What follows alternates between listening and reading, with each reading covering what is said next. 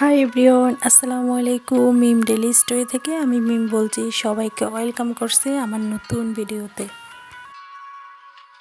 আমার রান্না বান্না সাংসারিক কাজগুলো নিয়ে আজকে ভিডিওটা সাজিয়ে নিয়েছি।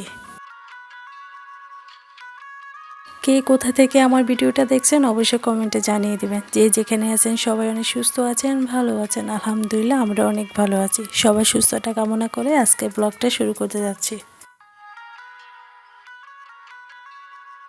বৃষ্টি মাখা দিয়ে আজকে সকালটা শুরু করছি। এরকম বৃষ্টি আবহাওয়া কার না ভালো লাগে, আমার তো ভীষণ ভালো লাগে। আজকে ভোর 5টা বাজে ঘুম থেকে উঠেছি, নামাজ আদায় করে আমি চা বসিয়ে দিচ্ছি, আর ঘুমাই নেই। চা বিস্কুট খেয়ে হালকাভাবে নাস্তাটা সেরে নিয়েছি। কাউকে দিয়ে আমি বাজারগুলো এনেছিলাম, টুকটাক বাজার আর কি। রাত্রের বেলা আনিয়ে দিয়েছিল, তখন আর ধরিয়ে নিই। সকালে এখন নিজ নিজ জায়গায় এগুলো রেখে দেব।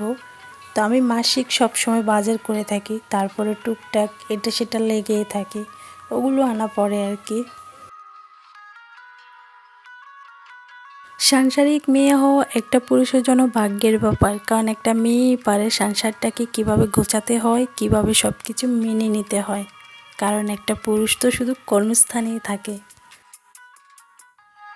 কিন্তু একটা মেয়ে সংসারের সব কিছু গুছিয়ে সব কিছু সামলাতেও পারে। তা কিন্তু পুরুষরা পারে না, এটা আসলে মেয়েদের জন্যে।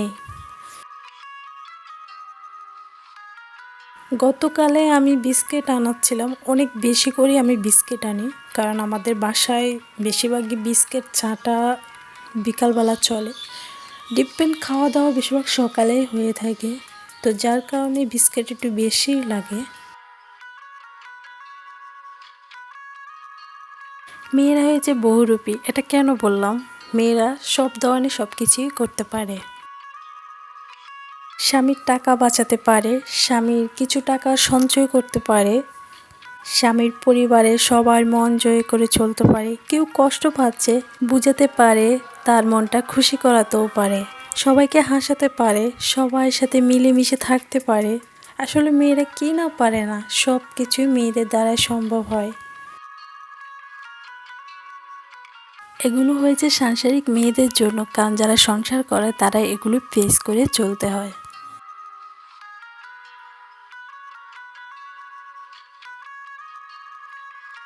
আমি রাইস কুকারে ভাত বসিয়ে দিয়েছিলাম, আর এখানে আমি গরুর মাংসটা পরিষ্কার করে নিচ্ছিলাম।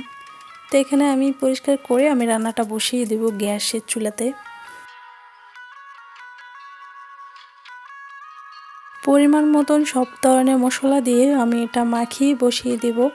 তো এখানে আমি রসুন, আদা, জিরা, গরম মশলা শুরু করে সব ধরনের গুঁড়া মশলা দিয়ে দিচ্ছি।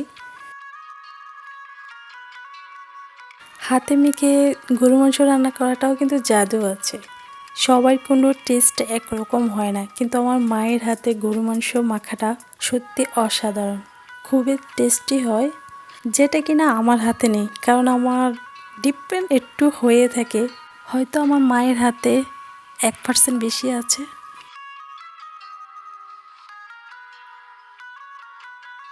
গরু মাংসটা আমি কষিয়ে নিচ্ছি, তো প্রেসার কুকারে আমি কষিয়ে নিচ্ছি।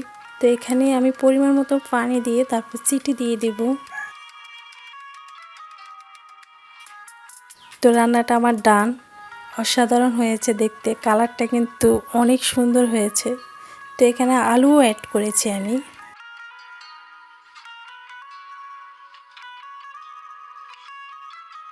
তো সবার জন্য একটু ভিন্ন ভিন্ন রান্নাবান্না করার চেষ্টা করি, যে যেটা খাইতে মন চায় ওটাই করার চেষ্টা করি। যেহেতু আমার শাশুড়ি গরু মাংস খায় না অনেক বছর ধরে, তার জন্য মুরগির পা ওগুলো রান্না করব, কারণ এগুলো বেশি পছন্দ করে। তো কষিয়ে নিয়ে পানি দিয়ে আমি রান্নাটা ডান করে দেব।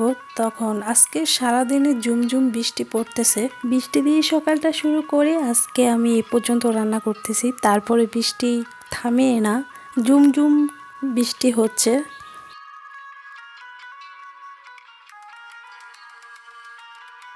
তেল এত বেশি হয়ে গেছে, তো আমি এখানে এগুলো কমিয়ে দিব।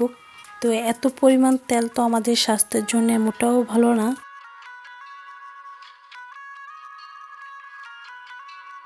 কিচেনের কাজগুলো সেরে আমি কিচেন থেকে বিদায় নিব, কারণ আমাদের দিনের অর্ধেকটা সময় কিচেনেই কাটাতে হয়। রান্না করার পরে বোঝা যায় কিচেনে কত পরিমাণ কাজ থাকে, তো ওগুলো সেরে নিতেছি।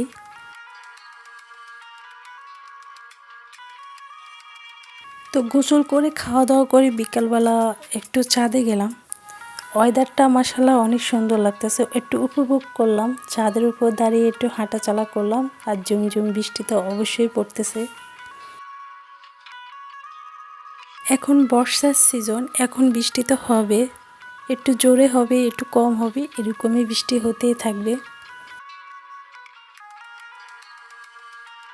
কে কোথায় থেকে আমার ভিডিওটা দেখছেন অবশ্যই আমাকে কমেন্টে জানিয়ে দেবেন, আর আমার ভিডিওটা কেমন হয়েছে তাও কমেন্টে জানিয়ে দেবেন।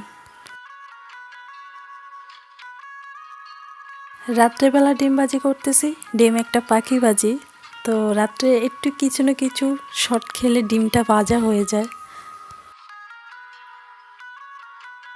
আজকে এই পর্যন্ত ব্লগ। সবাই ভালো থাকবেন, সুস্থ থাকবেন। আল্লাহ হাফেজ, আসসালামু আলাইকুম।